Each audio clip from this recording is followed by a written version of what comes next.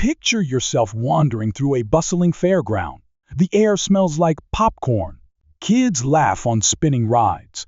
And tucked in a quiet corner is a mysterious booth labeled Outlawed Military Rounds.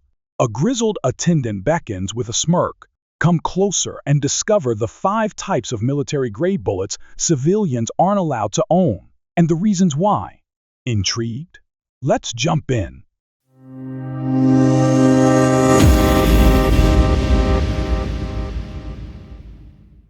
First on the list, armor-piercing ammunition. Infamous for its ability to shred through reinforced defenses like they're paper. These rounds are specially crafted to penetrate armored targets, from bulletproof vests to military-grade vehicles and fortified buildings. Their destructive capabilities come from dense cores made of materials like hardened steel, tungsten, or even depleted uranium.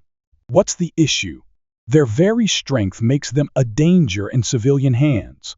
Armor-piercing handgun rounds are banned under U.S. federal law, while rifle variants exist in a murky legal space depending on the state. According to ballistics professionals, there's virtually no legitimate civilian use for this type of ammo unless you're expecting to battle a tank in your backyard. In tests, AP rounds have effortlessly pierced level the 3rd body armor, posing a serious risk if misused. The federal government restricts their availability for a reason, because bullets that can rip through police vests aren't exactly suitable for sport shooting.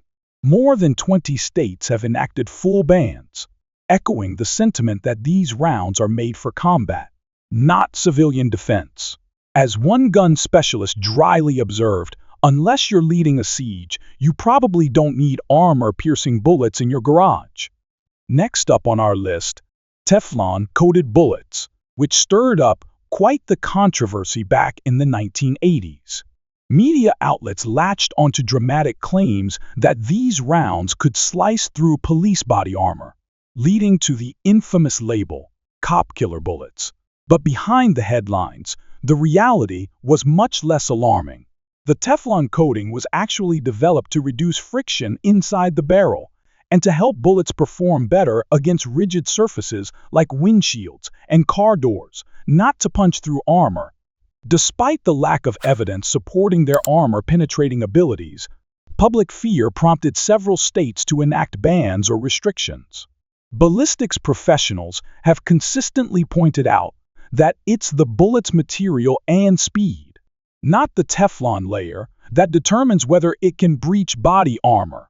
Nonetheless, the association with criminal misuse led some lawmakers to prohibit them as a preventive measure. Moving on, we come to the incendiary round, a bullet with a fiery twist. These are engineered with a small chemical charge at the tip that ignites on impact, making them ideal for military tasks like marking targets, lighting up enemy equipment, or signaling in combat zones. However, in the civilian world, these rounds are less about tactics and more about trouble. Due to their fire-starting capability, especially in dry or forested terrain, incendiary ammo has been linked to numerous wildfires, prompting widespread bans at the state level. As one weapons analyst put it, the same properties that make them useful in battle also make them incredibly risky for non-combat use. In controlled tests, a single incendiary bullet fired into dry brush was enough to spark flames within seconds, a sobering reminder of their potential for destruction. Because of this, their civilian use is heavily regulated or outright banned in many regions. Let's now turn our attention to one of the most hotly debated types of ammunition, hollow point bullets.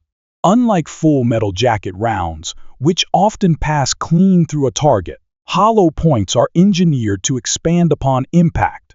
This expansion delivers more energy to the target and creates a wider wound channel, making them especially effective at stopping threats quickly.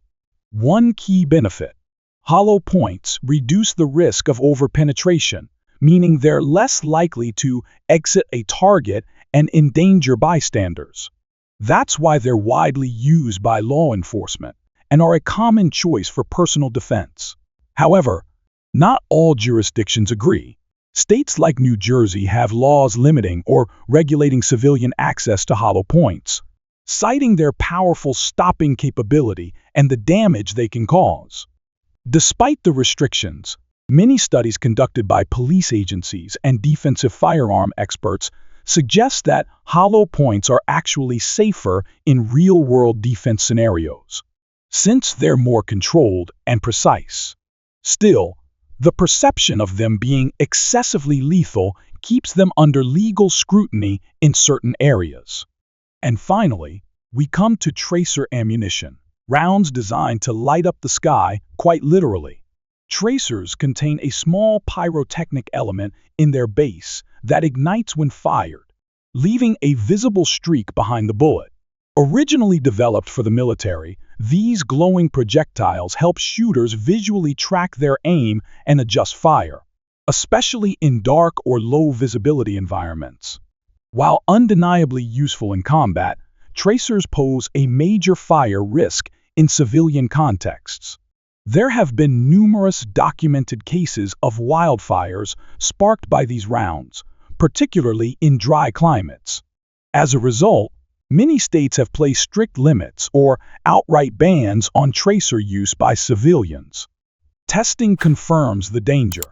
A single tracer round landing in dry grass can set off a blaze within moments. Those soldiers rely on them for situational awareness on the battlefield.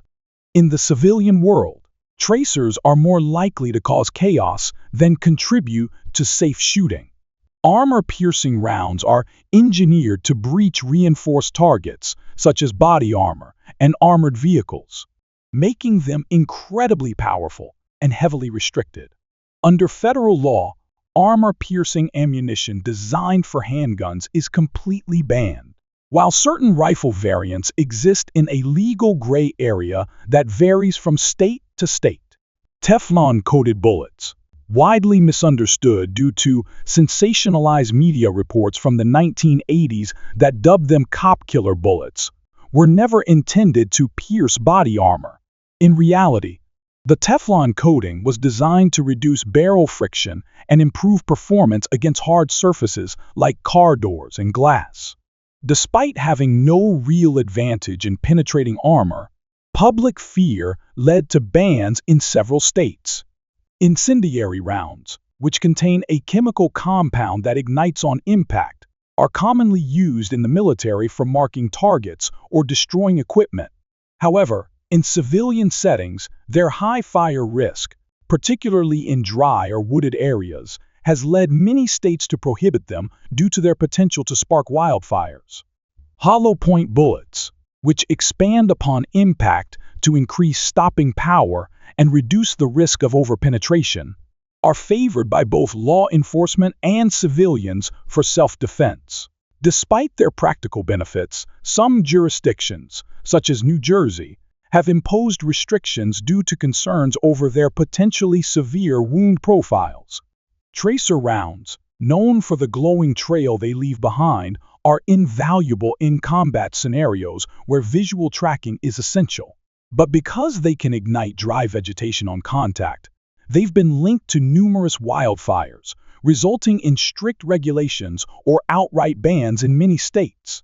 While each of these 5 types of ammunition offers clear tactical advantages in military contexts, they pose serious risks in civilian hands. That's why their use is often limited or completely prohibited by law. As firearms expert Mike H. wisely noted, the supposed edge this ammunition offers rarely outweighs the legal consequences that could follow a defensive shooting. So although they may seem impressive on paper, these rounds come with significant safety concerns and legal baggage. In the end, they're best left to professionals operating in combat zones, not the general public.